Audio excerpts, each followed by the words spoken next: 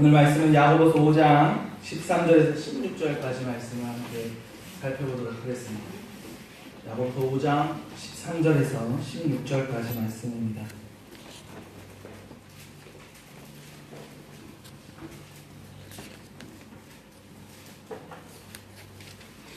신약성경 376페이지. 저와 한 절씩 교독하도록 하겠습니다. 너희 중에 고난당하는 자가 있느냐? 그는 기도할 것이요. 즐거워하는 자가 있느냐? 그는 찬송할지니라. 너희 중에 병든 자가 있느냐? 그는 교회의 장로들 축복할 것이요. 그들은 주의 이름으로 기도를 받으며 그를 위하여 기도할지니라. 믿음의 기도는 병든 자를 구원하리니 주께서 그를 일으키시리라. 혹시 죄를 범하였을지라도 사하심을 받으리라. 그러므로 너희 죄를 서로 고백하며 병이나 기도를 위하여 서로 기도하라. 너희의 간구는 역사하는 힘이 크매니라. 아멘. 오늘은 고난 중에 기도하라는 제목으로 함께 우리 기도에 관해서 21번째 함께 금요일의 말씀을 듣도록 하겠습니다. 우리 주님의 교회는 이제 내일이면 매우 뜻깊은 시간을 맞이합니다. 우리 가운데 있었던 고난과 절망 가운데서 하나님께서 긍휼하심을 베풀어 주심으로써 교회가 이렇게 회복되게 하시고 이제는 하나님의 은혜로 새롭게 시작하는 날이라고 생각합니다. 많은 성도님들이 우리가 지난날의 상황들을 통해서 교회를 떠나고 또한 시험에 빠지며 진정한 교회가 무엇인지에 대해서 고민할 때에 하나님께서는 우리 가운데서 또한 특별한 은혜로 우리의 연약함을 채워주셨습니다. 이렇게 약 1년 가까이 된 시간 동안 우리가 많은 어려움도 있었지만 또한 우리 모든 성도님들께서 함께 동일한 기도 제목을 가지고 주님 앞에 이렇게 간구한 결과 너무나 뜻깊은 이제 내일 행사를 맞이하게 됩니다. 우리를 교회로 다시 모이게 하셨고 또한 교회를 중심으로 우리를 하나가 되도록 하여 주셨습니다. 아직은 부족하고 연약한 부분도 우리 가운데 남아있지만 우리가 한동 목사님 위임 감사회를 통해서 더욱 우리 교회가 하나님 말씀 위에 하나가 되고 하나님의 기뻐하시는 교회가 되어 나가기를 간절히 소망합니다. 이제 우리 주님의 교회는 하나님 앞에서 행했던 지난날의 잘못된 모습들 또는 과거의 모습들에서 벗어나서 하나님께서 주시는 충만한 은혜 가운데 나아가는 참된 교회가 될 것임을 확신합니다. 오늘 본문 말씀에 새로운 도약을 간절히 소망하는 우리에게 하나님께서 주신 말씀이라고 생각해 봅니다. 우리가 교회라는 이름으로 모여서 어떻게 무엇을 해야 하는지, 우리가 어떤 기도를 교회라는 이름으로 공적으로 해야 하는지, 교회가 어떤 기도 제목을 가지고 성도들과 함께 기도해야 하는지를 오늘 말씀은 우리들에게 말씀하여 주고 계십니다. 기도가 그저 개인의 간구와 개인의 소망만을 가지고 우리가 구하는 것을 넘어서서 이제는 교회라는 이름으로 모인 서로 간의 공동체가 성도의 모든 공동체가 기도해야 하는 방향과 방법 그리고 그 목적에 대해서 우리가 오늘 말씀을 통해 살펴보기 원합니다. 우리 주님의 교회가 앞으로 어떤 기도를 해야 하는지 연약한 성도들을 위해서 교회가 무엇을 해야 하는지에 대해서 오늘은 야고보서에서 잘 우리들에게 말씀해 주고 있습니다. 요즘 교회라는 개념이 많이 바뀌어가고 있습니다. 보편적으로 인식됐던 우리가 생각하고 있던 교회라는 개념에서 벗어나서 새로운 교회의 개념과 또한 새로운 교회라는 특징이 나타나고 있습니다. 목회자와 직분자를 중심으로 모이던 그 예전의 교회의 시스템에서 벗어나고자 하는 많은 이들이 서로가 함께 모여 자신들이 목회자인 마냥 성물교류를 하면서 주일날 성도들이 돌아가면서 말씀을 나누고 또한 성도들의 연합의 개념이라는 생각으로 교회가 함께 모여 또한 자신들이 교회라는 이름으로 모이고 있습니다. 기성교회 문제점에서 그들은 진정한 교회의 모습을 되찾고자 하고 교회의 회복을 주장하지만 교회 전통과 성경적인 개념에서는 지극히 다른 개인적인 교회의 모습은 잘못된 시대에 변질된 교회라고 생각을 해봅니다. 하나님과 성경의 인도하심보다는 개인의 위로와 또한 개인의 회복을 더욱에 중요하게 생각을 합니다. 교회라는 공적인 권위를 무시하고 그 모든 권위를 성도들이 나눠 갖는 것이 바로 교회의 모습이라고 생각을 합니다. 하지만 교회는 오로지 하나님 말씀 위에 우리가 서야 합니다. 또 하나님 말씀 위에 말씀으로 우리가 권위에 복종해야 합니다. 하나님의 말씀에 따라 나아가야 하지만 이제 많은 교회가 하나님의 말씀보다는 개인의 감정과 개인의 생각과 또한 세상의 많은 이데올로기가 교회 안에 침투하여 그것이 교회라는 이름으로 둔갑하여 있습니다. 이 땅의 교회는 예수 그리스도의 핏값으로 세워주신 교회입니다. 교회는 우리의 것이 아니라 오직 하나님의 것입니다. 우리는 주님의 은혜로 말미암아서 이 교회에 모인 하나님의 지체일 뿐입니다. 우리의 주인 되시는 예수 그리스도를 의지하면서 나아가야 하지만 우리는 진정으로 무엇이 우리의 주인 되시는 것인지를 우리가 인식하지 못할 때가 많습니다. 세상은 더 이상 하나님을 의지하지 않을 때가 많습니다. 교회의 주인을 예수 그리스도라고 말은 하지만 정작 교회 안에서의 행동은 그 주인은 목회자 혹은 일부 힘 있는 성도들이 자신의 교회라고 착각하며 살아가고 있습니다. 이러한 시대적인 상황 가운데서 우리는 바른 교회를 회복하고 하나님의 말씀에 순종하며 나아가는 우리 주님의 교회가 되어야 합니다. 성경에서 말씀하는 교회의 개념은 예수님께서 마태복음 16장 18절 말씀을 통해서 또 내가 내게 이르노니 너는 베드로다 내가 이 반석 위에 내 교회를 세우리니 음부의 권세가 이기지 못한다라고 말씀하신 것처럼 그 말씀을 통해서 예수 그리스도께서는 교회를 세워주셨습니다. 그리고 또 하나님의 백성들을 이 자리에 모이게 하셨습니다. 그리고 사도 바울의 말씀과 같이 교회를 그리스도의 몸이라고 말씀하였고 그저 그리스도인들이 공동체적인 것을 넘어서 우리는 하나님의 거룩한 백성으로서 우리가 함께 모여서 우리가 하나님의 지체의 몸을 한 부분을 이루는 하나님의 지체가 되었다는 것을 우리는 기억해야 합니다. 이렇게 교회는 공적인 공동체로서 하나님의 백성들의 모임입니다. 그리스도의 몸된 교회는 우리가 각각의 지체를 이루어가면서 유기적으로 하나님의 은혜 가운데서 나아갑니다. 개인의 생각과 개인의 주장만이 교회를 이끄는 것이 아니라 오직 하나님의 말씀에 의해 우리들이 그 각 개인의 몸을 이루어가면서 우리가 교회가 참된 모습으로 나아가야 합니다. 교회 머리 되시며 주인 되시는 예수 그리스도가 얼마나 우리 가운데 있습니까? 교회 안에 세상의 시스템이 자로잡으면서 세상의 돈이 우리를 더욱더 옥죄어오고 있습니다. 교회는 세상에 영향을 주어야 하지만 우리는 세상의 눈치를 보면서 세상에 의해서 수동적으로 움직이는 모습 가운데 있습니다. 많은 성도들이 교회를 자신의 개인적인 만족과 마음의 안정을 위해서 다니고 있는 자들도 많이 있습니다. 기도를 할 때 공동체적인 기도보다는 우리는 지극히 개인적인 기도를 더욱더 열심히 할 때가 많이 있습니다. 오늘 본문 말씀은 교회가 해야 할 공동체적인 기도에 대해서 말씀하여 주십니다. 하나님의 백성들이 모인 이 그리스도의 몸된 교회가 오직 하나님의 일을 위해서 공동체가 동일한 기도 제목을 가지고 어떻게 기도해야 하는지에 대해서 우리들에게 말씀하여 주고 있습니다. 분명 하나님께서는 우리 개인의 간구를 다 들어주십니다. 그러나 하나님께서는 우리가 교회를 위해서 또한 우리가 올려드리는 공동체의 기도가 또 한마음 한뜻으로 우리 가운데서 그 기도를 듣기를 원하고 계실 것입니다. 우리는 오늘 우리가 함께 해야 할 교회를 위해서 어떤 기도를 해야 되는지에 대해서 몇 가지 함께 살펴보기 원합니다. 그 첫 번째로 야고보서 5장 13절 말씀에 너희 중에 고난당하는 자가 있느냐 그는 기도할 것이요 즐거워하는 자가 있느냐 그는 찬송할지니라 라고 말씀하셨습니다. 야고보는 기도에 관하여서 말씀하면서 좋든 나쁘든 간에 모든 환경 속에서 기도하라고 일반적인 권고를 우리들에게 해주었습니다. 그리고 너희 중에 교회 안에 고난당하는 자들을 위해서 우리에게 기도하라고 말씀하여 주십니다. 그리고 너희 중에 즐거워하는 자가 있으면 그들과 함께 감사하며 찬송을 하라고 말씀하고 있습니다. 우리의 기도가 그저 고난 중에만 하나님께 구하는 것이 아니라 우리의 삶 모든 생활 가운데서 즐거울 때에도 우리가 어려울 때에도 오직 주님께 감사하며 찬양할 수 있어야 함을 우리들에게 말씀하여 줍니다. 교회 안에 고난당하는 자들을 위해 우리 교회는 함께 기도해야 합니다. 그들이 고난에 함께 슬퍼하고 그 고난을 함께 나누면서 그들을 위해서 기도해야 합니다. 교회가 함께하는 이 기도는 그들을 위로하고 고난에서 하나님의 은혜를 경험할 수 있도록 우리가 그 인도하심을 간구하는 것입니다. 그리고 함께 그 고난을 이겨냈을 때 그 즐거움을 함께 누리면서 찬양할 수 있는 것이 우리 교회가 해야 할 기도입니다.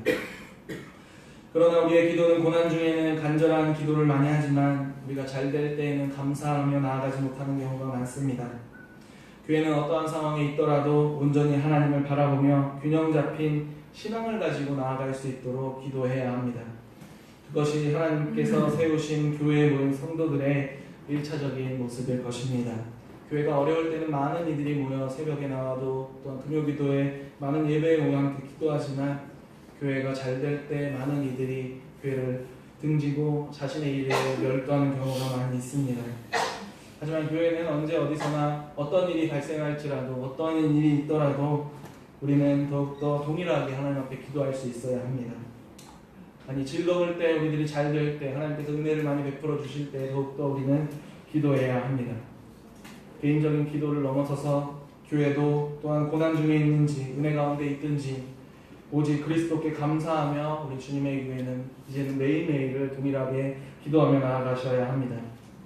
하나님께서 나를 구원해 주시고 교회 가운데서 은혜 주심에 감사하면서 우리가 언제 어디서든 기도할 때에 하나님께서는 그 고난을 또한 이겨내게 하시고 또한 즐겁게 만들어 주실 것이며 우리들에게 성도들이 동일한 모습 안에서 주의 은혜를 누리며 나아갈 수 있게 해주실 것입니다. 이어서 우리가 해야 할 기도의 모습은 야고보서 5장 14절에 나와 있습니다. 너희 중에 병든 자가 있느냐? 그는 교회 장로들을 청할 것이요 그들은 주의 이름으로 기름을 받으며 그를 위하여 기도할지니라 라고 말씀하셨습니다. 우리는 병든 자들을 위해서 함께 기도해야 합니다. 병든 자는 성경에 나오기를 교회 장로들을 먼저 청하라고 말씀하고 있습니다. 병고침을 위해서 먼저 기도하라고 말씀하시기 전에 장로들을 청하라고 말씀해 주십니다. 여기서 교회의 장로란 우리 교회 장로님들도 뜻하며 교회를 이끌어 나가는 자리에 있는 사람을 총칭하는 말이라고 칼빈은 정의하고 있습니다. 그저 목사님들과 장로님들만이 우리들의 장로가 아니라 질서를 바로잡고 선택받은 감독관들도 여기에 포함된다고 할 수 있습니다. 그럼 왜 장로들을 청하는지에 대해서 우리는 살펴봐야 합니다. 장로들을 청하는 이유는 우리 장로님들이 목사님이 병 고치는 은사가 있기에 그들에게 청하여서 그 병을 고쳐달라고 강구하는 것일까요? 그런 것이 아닙니다. 그들이 특별한 능력을 부여받았기 때문이 아니라 장로는 그리고 또한 목사님들은 교회 지도자들은 교회 전체를 대표하기 때문입니다. 성도로부터 청함을 받은 장로들은 주의 이름으로 기름을 바르며 그를 위하여서 기도하라고 하나님께서 말씀하셨습니다. 장로들이 공동체적으로 함께 구하는 기도는 그저 개인의 기도를 넘어서서 전체 교인의 공동체를 기도를 나타내는 것입니다. 교회를 대표하는 자들이고 그들이 기도할 때에 하나님께서는 우리 기도에 교회의 기도라고 또한 우리의 기도를 들어주십니다. 병이 들어 고통 중에 있는 자들에게 장로를 청하여서 교회가 그 진도를 위해서 동일하게 함께 공동으로 기도할 것을 요청하고 그 요청을 받은 교회는 그를 위해서 함께 기도해야 합니다. 믿음의 공동체가 그를 위해서 함께 기도하며 그 진도를 위해서 고침받을 수 있도록 함께 간구하며 나아가야 합니다. 기름을 받으라고 기도하라고 하셨습니다. 주의 이름으로 기도하라고 주의 이름으로 기름을 바르며 기도하라고 하셨습니다. 기름을 바른다는 것에는 많은 학자들이 대체로 두 가지 경애를 나타내고 있습니다. 첫째는 의학적인 행위를 뜻합니다. 당시 유대와 그 많은 팔레스타인 지역에서는 기름을 바르면서 연고를 바르듯이 기름을 바르면서 치유의 목적으로 사용했습니다. 의학적인 노력과 함께 우리가 기도하라는 말씀이라고 생각합니다.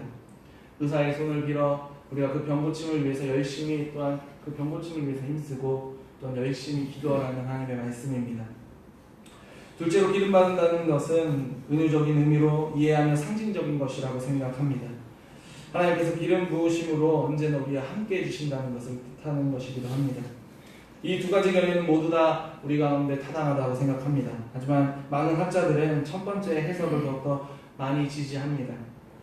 그렇게 하나님께서 인간에게 지혜를 주심으로써 의술을 통해서 병자를 고치는 것이 하나님의 은혜입니다. 병든 자는 자신이 받을 수 있는 의학적인 노력을 최선을 다하며 또한 교회가 함께 그의 고침을 위해서 간절히 기도해야 합니다. 우리는 교회 안에 형제자매들이 누워있을 때 그들의 회복을 위해서 간절히 기도합니다. 하나님의 은혜로 말미암아서 고침의 은총이 우리 가운데 지워지기를 간절히 소망합니다. 고난당하는 자들을 위해서 기도하며 병든 자들을 위해서 기도하는 것이 교회가 함께 해야 하는 기도의 방향성입니다. 그렇게 간절히 기도하는 주님 앞에 구하는 기도는 바로 믿음의 기도라고 말씀해 주셨습니다.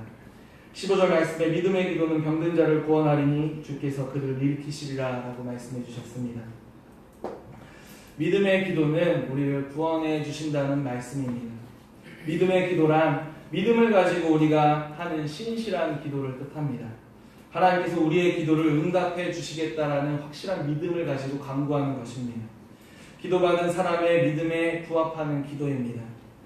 믿음의 기도에는 공동체적인 성질을 가지고 있습니다. 기도하는 많은 사람들이 믿음으로 또한 기도하며 믿음이 하나로 교회가 병고침을 위해서 기도할 수 있게 되는 것입니다. 우리가 기도할 때 그저 아무런 의미 없이 아무런 생각 없이 주님께서 고쳐주신다라는 믿음 없이 그저 구하는 것이 아니라 우리가 기도할 때는 주님께서는 모든 일을 행하여 주신다라는 믿음으로 하나님이 그 백성을 위해서 주권적으로 행하시며 우리의 모든 연약함을 치유하여 주신다는 믿음으로 우리가 함께 믿음의 기도를 성도가 해야 합니다. 믿음의 기도가 병고침의 능력을 지닌 기도라서 기도하는 것이 아니라 한 사람이 아플 때 우리 또한 아프기 때문에 그가 고통받고 있을 때 우리가 한 공동체로서 우리가 동일한 고통을 누리기 때문에 우리 또한 나의 문제로 내가 아픈 것처럼 함께 고통 중에 교회는 함께 슬퍼하며 믿음의 기도를 행할 수 있는 것입니다. 우리는 슬픔을 나누고 고통을 나누며 하나님께 간절히 기도할 때 하나님께서는 우리의 기도에 들어주실 것입니다. 모든 질병도 하나님께서 이김을 주심을 확실한 믿음으로 간구할 때 그 믿음의 기도는 우리가 해야 할 참된 기도가 될 것이고 그 기도에 하나님은 분명 응답해 주실 것입니다. 15절 후반부 말씀에 죄를 범하였을지라도 사하심을 받으리라 라는 말씀이 있습니다. 이 말씀을 통해서 우리의 기도의 결과가 그저 병고침만으로 끝나는 것이 아님을 알 수 있습니다. 우리는 그저 병고침만을 위해서 기도했지만 하나님의 은혜는 우리의 죄까지도 사하여 주신다는 것입니다. 죄의 용서함까지 더하시는 완전한 치유의 은혜를 베풀어 주실 것입니다. 병자가 혹시 지었을 모를 그 죄까지도 하나님께서는 치유해 주시고 예수님의 참된 사랑을 우리 가운데서 경험하게 해 주실 것입니다. 믿음의 기도는 병든 자를 고칠 것만 아니라 우리의 죄악된 모든 것들도 용서받게 해주시는 기도임이 분명합니다. 그러나 이 믿음의 기도를 위해서는 우리가 먼저 해야 할 일들이 한 가지가 있음을 우리는 기억해야 합니다. 우리가 먼저 해야 하는 일은 16절 말씀에 나타나 있습니다. 그러므로 너희 죄를 서로 고백하고 병이 낫기를 위해서 서로 기도하라 라고 말씀하셨습니다. 우리가 교회를 위해서 기도할 때, 교회 공동체를 위해서 병든 자를 위해서 함께 동일하게 기도할 때 먼저 우리가 하나님 앞에 죄를 회개하며 나아가야 합니다. 우리의 죄를 회개하고 그 죄 용서함을 받으며 기도해야 할 것입니다. 하나님 앞에서 범죄한 자들이 죄를 자백하지 않고 그저 하나님 앞에 나의 죄를, 나의 병을 고쳐달라고 간구하는 것은 하나님께서 결코 그 기도를 들어주지 않을 것입니다. 우리는 우리 안에 있는 죄를 자발적인 마음에서 우러나오는 고백의 죄의 모습으로 회개하며 먼저 나아가야 합니다. 하나님 앞에서 죄를 회개하고 나아갈 때 하나님께서는 우리의 죄를 용서해 주시고 우리가 간구하는 모든 것을 응답해 주실 것입니다. 그리고 개인적인 회개만이 아니라 우리 교회 가운데 우리 교회가 공동으로 지은 죄가 있다면 하나님의 기쁨이 되지 못했던 잘못됐던 과거가 있다면 우리는 그 죄를 가지고 먼저 회개해야 합니다. 교회가 육과 영이 병들어 있다면 그 모든 것이 회복될 수 있도록 우리가 육이 병들었다면 병고침을 위해서 기도하며 영이 병들어 있다면 우리가 회개하며 그 영이 새롭게 되기를 우리가 기도해야 합니다. 그때 용서함을 받고 구원받을 때 하나님께서는 우리에게 더욱더 큰 은혜 내려주실 것입니다. 교회가 교만하여서 우리의 죄를 고백하지 않고 교회가 잘났다고 하나님 앞에 그 죄를 구하지 않는다면 하나님은 결코 그 교회에 축복해 주지 않을 것입니다. 우리는 죄로 가득한 인간이기에 그 죄인들이 모인 교회는 언제나 우리가 죄악 가운데로 향할 수밖에 없습니다. 하지만 우리가 죄를 고백함으로 죄를 우리 가운데서 쳐내므로 또한 기도함으로써 하나님께 그 방향을 돌리고 온전히 우리는 하나님을 향하여서 나아가는 교회가 되어야 할 것입니다. 우리는 고난 중에 있는 자들을 위해서 기도하라고 하셨습니다. 우리 주님의 교회는 고난 중에 빠진 자들을 위해서 함께 기도해야 합니다. 그들의 고난을 함께 나누며 하나님의 은혜로 이겨낼 수 있도록 기도해야 할 것입니다. 제가 우리 반년간 우리 교인들과 함께 본 우리 성도님들의 모습은 이웃의 고난을 함께 슬퍼하고 그 고난을 나누려고 하시는 모습이 너무나 아름답습니다. 그러한 모습을 우리는 언제까지나 잃지 않고 계속해서 나아가야 합니다. 또한 병든 자를 위해서 우리는 기도해야 할 것입니다. 연약한 자, 세상 가운데서 병으로 고통받고 있는 자, 병든 자는 그 장로들을 청하여서 교회가 그 병을 위해서 공동으로 기도해 주시기를 요청하고 우리는 함께 그 요청을 받아서 주님의 이름으로 간절히 기도해야 할 것입니다. 간절한 기도, 즉 믿음의 기도를 통하여서 병든 자들을 구원해 주시고 또한 우리 가운데 죄의 용서함을 내려주시는 은혜를 누리게 될 것입니다. 그러나 우리가 간절히 기도하기 위해서는 먼저 무엇을 해야 한다고 말씀드렸습니까? 우리의 죄악을 고백해야 합니다. 우리가 지은 죄가 있다면 회개해야 합니다. 죄는 하나님과 나를 단절시킵니다. 하나님과 함께 할 수 없게 만듭니다. 하나님께 나아가지 못하게 죄는 우리를 가로막습니다. 죄의 용서함은 하나님과 단절되었던 우리가 하나님께 나아가는 길이 열리는 것입니다. 하나님과 함께 할 수 있는 길이 열리는 것입니다. 단절됐던 우리들이 하나님을 만날 수 있게 되는 것입니다. 그렇게 우리는 죄를 고백하며 나아갈 때 우리의 기도가 더욱더 하나님께 온전히 상달되어질 것입니다. 고난 중에 있는 자들의 고난을 이겨내며 함께 성도가 함께 동행하며 나아갈 것입니다. 우리들이 고난을 이겨내고 병고침을 함께 이겨낸다면 그때 하나님 안에서 모두가 즐거워하면서 하나님께 감사의 찬송을 올릴 수 있게 될 것입니다. 우리 교회가 나아가야 할 길은 기도하는 것입니다. 하나님께 감사하며 또한 찬송 올려드리는 것입니다. 주님께서 기뻐하시는 주님의 교회가 되기를 소망합니다. 주님께 간절히 기도하는 주님의 교회가 되기를 소망합니다. 성도가 성도를 위해서, 서로가 서로를 위해서 함께 기도하며 동역하는 교회가 되어 나아갈 때 하나님께서는 분명 우리에게 큰 은혜 내려주시고 우리가 생각지도 못했던 그 충만한 은혜로 우리를 인도하여 주실 것입니다. 지금까지 힘들고 어려운 가운데서 잘 이겨내셨습니다. 이제는 우리가 위임식을 기점으로 더욱더 하나가 되고 주님 안에서 더욱더 받은 은혜의 충만함을 누리면서 하나님이 기뻐하시는 주님의 교회, 또한 세상의 빛과 소금이 되는 교회, 또한 이 지역에서 많은 영향력을 끼치며 그리스도의 향기를 널리 전하는 우리 모든 주님의 교회가 되기를 간절히 소망합니다. 우리 이 시간에 함께 들은 말씀